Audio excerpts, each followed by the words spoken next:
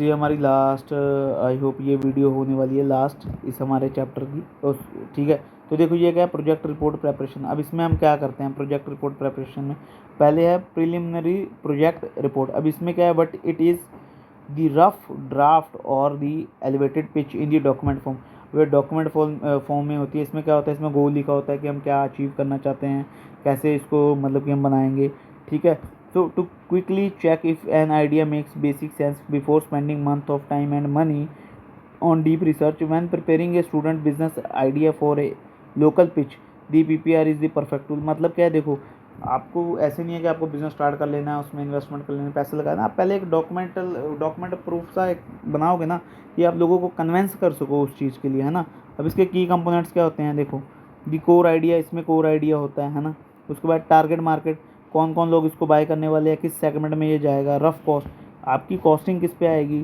फिर एक चीज़ इसमें आप ऐड कर सकते हो, जैसे यहाँ पे नहीं है, देखो a basic guess of how money is needed to start करने के लिए कितनी कॉस्ट चाहिए, प्रोडक्ट कितनी कॉस्ट में बनेगा, फिर वो प्रोडक्ट को आप सेल कितने पे करोगे, क्योंकि कॉस्टिंग और सेलिंग दोनों प्राइस अलग अलग होते हैं। क्योंकि आप जिस कॉस्ट पे, मान लो आपने 10 रुपये की चीज़ बनाई, 15 पे बनाओगे तभी प्रॉफिट कमाओगे, 10 पे बना के 10 पे बेच दी तो वो ब्रेक इवन पॉइंट हो गया, बना ही नहीं पाओगे पैसे। तो आप इसमें वो चीज़ लिख सकते हो।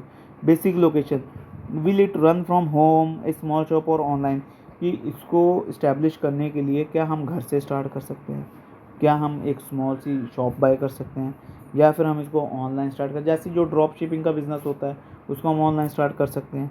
तो अभी आउटकम क्या होगी, देखो if the PPR looks promising the entrepreneur move on the next step more serious planning. अभी ये तो एक रफ सा हो गया ना, एस्टिमेशन सा हो गया कि हम कैसे करेंगे क्या करेंगे। उसके बाद आ गया अपना TEFR is techno economic feasibility report. अब इसमें क्या है, the reality check, the report test the idea against hard facts. ठीक है, अगेंस्ट दी हार्ड फैक्ट्स, मतलब रिपोर्ट तो आपने बना दी, फिर ये टेफर जो है ये टेस्ट करेगा कि जो आप करना चाहते हो क्या वो रियलिटी में पॉसिबल भी है। अब इसका गोल क्या है, to prevent the entrepreneur from starting a business that is destined to fail. अब कुछ बिजनेस होते हैं जो कुछ महीने या फिर कुछ साल बोल या कुछ दिनों में ही फेल हो जाते हैं। ठीक है, क्यों, क्योंकि एंटरप्रेन्योर को लगता है कि ये चलेगा, मार्केट में इसकी डिमांड है, बट होती नहीं है। तो टेफर वही सारी चीज़ें फाइंड आउट करने में हेल्प करता है। ठीक है, अभी इसमें देखो कुछ पिलर्स होते हैं। पहला पिलर क्या होता है, technical feasibility, can we build this, क्या हम एक्चुअल में इसको बना सकते हैं। अब ये थोड़ा एक टाइम मशीन बना लोगे यार, अगर ये तुम्हारा प्रोजेक्ट है, हम लोगों को भूतकाल में भेजेंगे, भविष्य काल में भेजेंगे, ऐसे थोड़ा कर लोगे आप, नहीं कर सकते। So actuality, reality, can we manufacture this, can we build this. Second, do we have the right technology to build it, है ना। आप मान लो आपने आइडिया सोच लिया, क्या आप एक्चुअल में उसको बिल्ड कर सकते हो। चलो ठीक है, मान लिया कर सकते हो, हाँ, क्या आपके पास वो मशीनरी या फिर स्किल, या फिर स्किल नहीं है खुद के पास तो क्या स्किल्ड लेबर आपके पास आसपास है, तो वो सारी चीज़ें आप देखते हो। Is there a study supply of raw material, क्या रेगुलर सप्लाई मिल जाएगी आपको रॉ मटेरियल की। अगर ये सब चीज़ें हैं तो ठीक है, ये अपनी टेक्निकल फिजिबिलिटी में आती हैं, टेक्निकल बैकग्राउंड से रिलेटेड।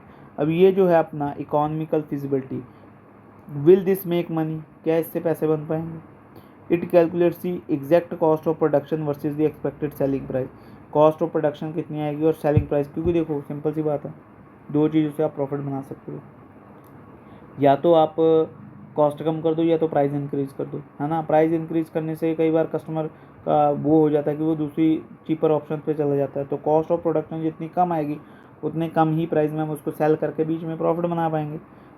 लास्ट पॉइंट क्या, it estimates the profit margin and checks if the local market can actually afford the product. ये देखता है कि क्या जो मार्केट में लोग बैठे हैं, अब देखो प्रोडक्ट तो बना दिया, ये ना हो ना कि मार्केट में नॉर्मल बंदा खरीद ही ना पाए, है ना। तो उस चीज़ को चेक करना। इकोनॉमिक फिजिबिलिटी मतलब इकोनॉमिक्स के जितने भी बेसिक पिलर्स जाएंगे, ये सारी चीज़ें कि क्या हमारे पास उतने पैसे हैं, क्या ये पैसे बना पाएगा, क्या इसकी कॉस्ट ऑफ प्रोडक्शन इसकी सेलिंग प्राइस के कंपैरिजन में होगी ऐसी कि हम उस पर प्रॉफिट बना पाएंगे, क्या लोग इसको ख़रीद पाएंगे नॉर्मल लोग।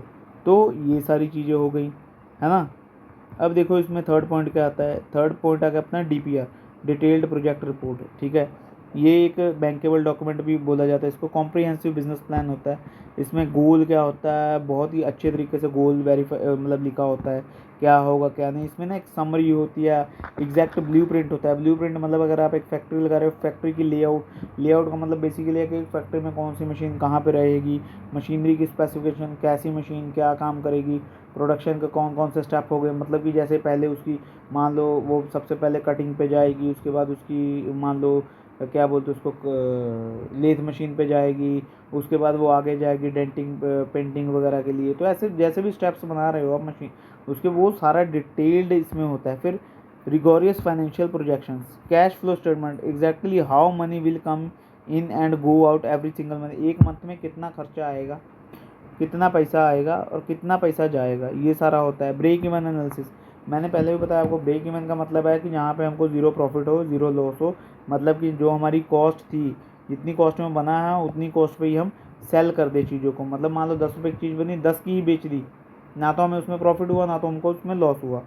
ठीक है। फिर मार्केटिंग स्ट्रेटजी कि आप कैसे मार्केट करने वाले हो, एडवर्टाइज, डिस्ट्रीब्यूट या फिर अभी देखो जैसे एक रेडबुल की मार्केटिंग स्ट्रेटजी बहुत अच्छी बताई जाती है कि उसके एम्प्लॉयज़ क्या करते थे, जो जिसने रेडबुल मतलब कि स्टार्ट किया था एनर्जी ड्रिंक, वो क्या करते थे रात में ना खाली कैन सड़कों पर फेंक देते थे। सुबह लोग ऐसे टहलते वहलते देख रहे हैं कि भाई साहब इतने मतलब कि कैन कौन फेंक गया, कौन पी रहा है, लगता है अच्छी ड्रिंक है ये, है ना, एनर्जी ड्रिंक। तो लोग ने क्या किया, उसको एक्सेस में बाय करना शुरू कर दिया, मतलब बहुत सारे लोगों ने उसको एक साथ बाय करना शुरू कर दिया, पीना शुरू कर दिया।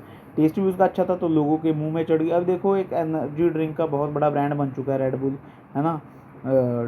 तो इसकी टैगलाइन भी I think Red Bull gives you wings, है ना। तो ये सारी चीज़ें हैं कि मार्केटिंग आप कैसे करोगे, कॉम्पिटिटर को कैसे बीट करो। ऐसे नहीं था कि वहाँ उस टाइम पे कोई क्या बोलते हैं इसको, ऐसे ड्रिंक्स एनर्जी ड्रिंक्स वाले ब्रांड्स नहीं थे, उनकी मार्केटिंग स्ट्रेटजी ऐसी थी। ठीक है, लोगों को उन्होंने अट्रैक्ट कर लिया।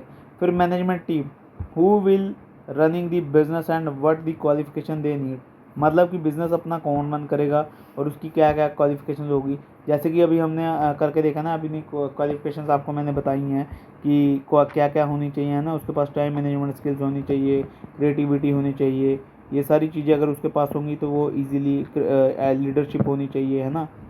तो इसके अलावा भी बहुत सारी स्किल्स होती है, आप खुद को देख लो आपके अंदर क्या क्या स्किल्स होनी चाहिए कि आप सक्सेसफुल बन जाओगे।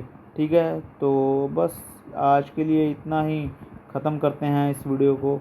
और इसी के साथ ये GSTD 6 यूनिट जो कि 20 मार्क्स अप्रॉक्सीमेट बताया जा रहा है पेपर में आएगा, यहीं पर समाप्त होता है। Thanks for watching the video and don't forget to subscribe the PKM education system, because इसको नहीं सब्सक्राइब किया तो कभी पास नहीं हो पाओगे। Thanks for